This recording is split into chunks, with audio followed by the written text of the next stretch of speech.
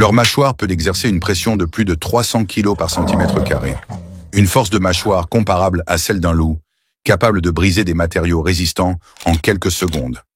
Depuis l'Antiquité, ils ont été présents sur les champs de bataille, dans les arènes, puis dans nos foyers. Pourtant, leur instinct primitif n'a jamais vraiment disparu. Mais surtout, nous nous demanderons, ces créatures sont-elles véritablement dangereuses par nature? Ou sont-elles le simple reflet de la relation que l'homme a créée avec elles? Aujourd'hui, ils portent les noms de Pitbull, Rottweiler, Dog argentin, Tosa Inu. Sélectionnés génétiquement pour la garde, la chasse ou la protection, ces prédateurs redoutables sont au centre de nombreux débats. Bienvenue dans votre univers où nous dévoilons au monde ce qu'ils ignorent et leur confirmer leurs doutes.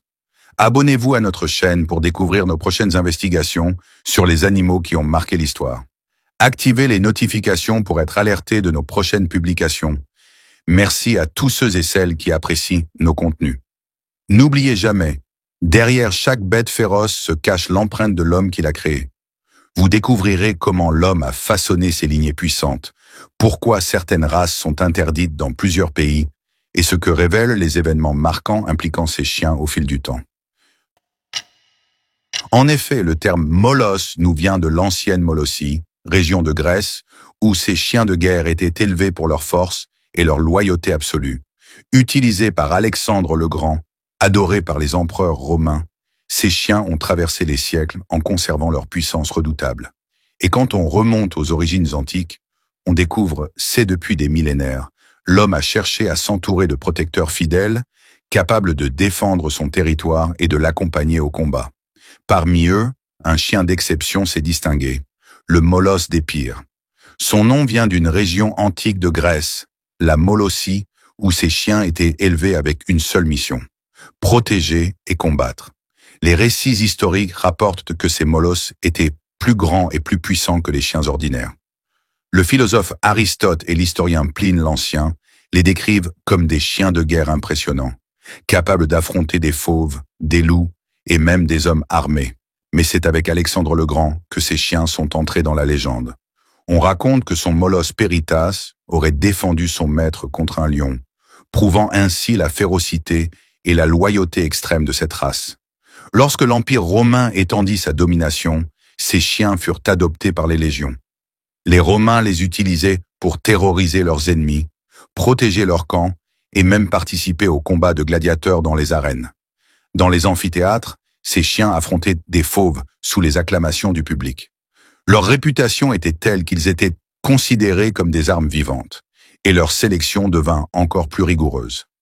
Mais au fil des siècles, ces molosses antiques ne disparurent pas. Ils évoluèrent, se croisèrent avec d'autres races et donnèrent naissance aux premiers chiens de garde et de combat qui allaient façonner les lignées modernes. De la Grèce antique aux grandes batailles romaines, les molosses sont restés des combattants redoutables. Mais leur histoire ne s'arrête pas là. Au Moyen-Âge, ils deviendront les gardiens des forteresses et les protecteurs des puissants. Maintenant que vous connaîtrez la véritable histoire des molosses, vous ne les regarderez plus jamais de la même façon. Mais cette connaissance s'accompagne d'une responsabilité. Pour mieux comprendre la nature des molosses d'aujourd'hui, nous devons remonter à leurs origines. Non pas il y a quelques siècles, mais il y a plus de 3000 ans. Les Grecs les équipaient de colliers à pointe métallique et parfois même de cuirasses légères. Leur mission était claire, détruire. Ils étaient entraînés à se jeter à la gorge des ennemis ou à attaquer les chevaux pour désarçonner les cavaliers. Un expert en archéozoologie interviewé sur le sujet a répondu en disant ceci. Nous avons retrouvé des ossements de ces chiens lors de fouilles archéologiques. Leur anatomie révèle des modifications squelettiques délibérées résultant d'une sélection génétique primitive mais efficace. Les Romains pratiquaient déjà l'élevage sélectif pour accentuer l'agressivité et la puissance de ces animaux. Les mâchoires de ces chiens pouvaient exercer une force de broyage suffisante pour casser les os les plus résistants du corps humain. Une morsure, et la victime était handicapée à vie, si elle survivait. Une dualité qui caractérise encore les molosses d'aujourd'hui. L'historien romain Pline l'Ancien rapporte qu'un roi d'Albanie aurait offert à Alexandre le Grand un molosse si grand et si féroce qu'il aurait dédaigné combattre des chiens ordinaires, préférant affronter des éléphants et des lions. Des études génétiques récentes ont confirmé que presque tous les molosses modernes possèdent des traces d'ADN remontant à ces anciens chiens de guerre. C'est un héritage de violence inscrit dans leurs gènes depuis plus de 3000 ans. Regardez attentivement. Les mêmes traits physiques, la même musculature puissante, le même regard intense. La sélection humaine a préservé ces caractéristiques pendant des millénaires. En France, sous le règne de Philippe le Bel, une ordonnance de 1303 interdisait aux roturiers de posséder des molosses sans autorisation royale. Seuls les nobles et les militaires avaient le droit de les élever, preuve de leur statut d'arme vivante. Les sièges et les châteaux médiévaux n'étaient pas seulement protégés par des murailles, des archers et des gardes, mais aussi par des molosses spécialement entraînés, d'après un expert en architecture militaire. Les seigneurs avaient fortifié leur domaine avec des chiens de garde. Ces molosses étaient donc souvent lâchés la nuit, postés au point d'entrée et au passage stratégique. Ils pouvaient détecter des intrus bien avant les gardes, grâce à leur odorat exceptionnel. Lors de certains sièges, les défenseurs envoyaient même leurs chiens à l'extérieur des murailles pour attaquer les soldats ennemis ou traquer les éclaireurs. Ces assauts pouvaient semer la panique et ralentir les offensives. D'après un historien militaire, nous avons identifié certains marqueurs génétiques liés à une production accrue d'hormones comme la testostérone, qui influencent le comportement agressif. Ces marqueurs sont particulièrement présents dans les lignées de molosses. C'est comme une bombe à retardement génétique qui peut s'activer dans certaines circonstances. Avec la chute de l'Empire romain, ces chiens de guerre se sont dispersés à travers l'Europe. Mais loin de disparaître, ils ont été adoptés par de nouveaux maîtres qui ont vu en eux le potentiel pour quelque chose de encore plus terrifiant. Dans les siècles obscurs du Moyen Âge, les descendants des molosses antiques allaient connaître une évolution encore plus sinistre. Durant la guerre de 100 ans, des châteaux français étaient réputés pour leur meute de molosses féroces. Certains récits parlent de chiens ayant traqué et déchiqueté des espions anglais avant qu'ils ne puissent rentrer avec des informations cruciales. Au Moyen Âge, ces chiens redoutables continuent à évoluer et leur rôle devient encore plus menaçant.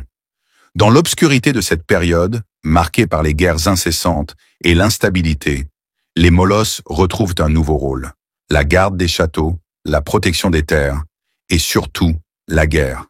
Les seigneurs féodaux, conscients de la puissance de ces chiens, les utilisent non seulement pour défendre leur domaine contre les pillards et les invasions, mais aussi pour participer directement aux batailles. Les molosses sont devenus des machines de guerre. Il ne s'agissait plus seulement de chiens de compagnie ou de gardiens, mais de véritables bêtes de combat dressées pour tuer. Ces chiens étaient utilisés dans les combats contre des adversaires humains ou des animaux, mais aussi dans des scènes terrifiantes d'exécution publique. Des récits historiques rapportent que ces molosses éventraient les criminels condamnés et attaquaient les ennemis lors des sièges ou des invasions. Certaines légendes racontent même que ces chiens étaient utilisés pour traquer les sorcières accusées de pratiquer des sorts maléfiques. Les chiens de guerre étaient souvent placés dans des cages métalliques, suspendus sur les remparts des forteresses ou utilisés en bataille rangée, souvent associés aux chevaliers pour renforcer l'intimidation. Imaginez la scène. Une horde de molosses rugissants, armés de mâchoires impitoyables, prêts à déchirer l'ennemi. Et puis, il y avait ces scènes bien plus sinistres. Certains seigneurs ont même mis en place des batailles d'animaux, où les molosses affrontaient d'autres créatures, comme des ours, des lions, ou même des éléphants.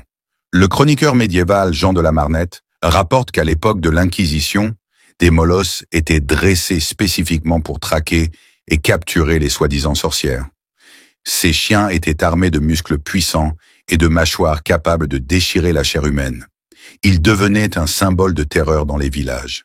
Des comtes, des ducs, des rois se sont servis de leurs molosses pour infliger des peines sévères à ceux qu'ils considéraient comme des ennemis de leur pouvoir. Mais au-delà des champs de bataille, ces molosses ont également joué un rôle dans les arènes médiévales où des combats sanglants étaient organisés.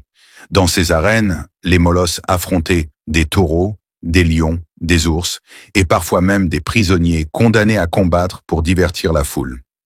Ces combats étaient une violence extrême, où les animaux se battaient jusqu'à la mort, souvent en silence, comme des instruments de destruction implacables. Des experts en histoire militaire expliquent que ces molosses médiévaux étaient tellement redoutables qu'ils étaient considérés comme des armes vivantes, capables de renverser le cours d'une bataille. Un seul chien pouvait faire la différence entre la victoire et la défaite, en désarçonnant les cavaliers ou en infligeant des blessures non mortelles. D'ailleurs, les rois de France, de Grande-Bretagne et d'autres puissances européennes ont cherché à imiter cette utilisation militaire et symbolique des molosses. Certaines familles royales les ont même inscrits sur leur blason, symbole de pouvoir et de domination. Mais au-delà de leur rôle militaire, ces chiens redoutables ont commencé à inspirer des mythes et des légendes. Cerbère, le chien à 3 têtes de la mythologie grecque, devenu un symbole de la mort et de l'enfer, est l'une des nombreuses représentations d'un molosse mythique, incarnation d'un pouvoir surnaturel. En effet, à mesure que le Moyen-Âge avançait, ces chiens étaient perçus comme des créatures presque mythologiques, capables de terrifier non seulement les ennemis, mais aussi les populations civiles. Un historien spécialiste des canidés, interviewé à ce sujet, a déclaré « Les molosses médiévaux ont évolué pour devenir des chiens d'une puissance redoutable et d'une agressivité innée. Ce n'étaient pas simplement des animaux, mais des armes à part entière, adaptées aux exigences cruelles d'une époque de violence et de domination. Ces créatures, forgées par l'homme pour l'accompagner dans ses pires heures, sont l'illustration parfaite de l'influence humaine sur la nature, créant une fusion entre l'animal et l'instrument de guerre. C'est ici, au cœur du Moyen-Âge, que les molosses deviennent ce que nous connaissons aujourd'hui, des prédateurs redoutables, héritiers d'une tradition de violence et de pouvoir qui perdure encore dans certains aspects de leur nature. Mais cette évolution ne s'arrête pas là. Les molosses du Moyen-Âge ont laissé un héritage indélébile. Une évolution qui allait encore se renforcer à travers les siècles, jusqu'à notre époque. Et c'est ce que nous allons explorer dans la prochaine partie de notre voyage, à travers l'histoire fascinante et souvent terrifiante de ces chiens.